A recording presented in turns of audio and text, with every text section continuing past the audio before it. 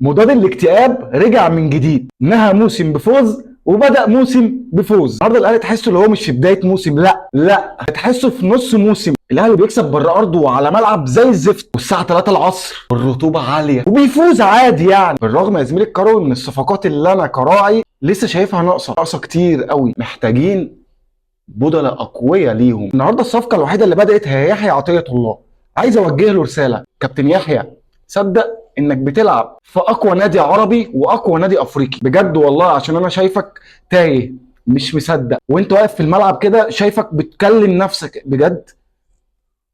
انا لابس تيشيرت النادي الاهلي، في كور كتير كنت سرحان فيها ما ظهرتش كتير. ممكن يكون ده تكتيك من المدرب مش عايزك تزيد، مش عايزك تظهر كتير، بس انا عايزك تصدق انك بتلعب في النادي الاهلي. انت لاعب كبير ورحت تلعب في نادي كبير لانك لاعب كبير، ودلوقتي اقدر اقول لك ان النادي الاهلي في دوري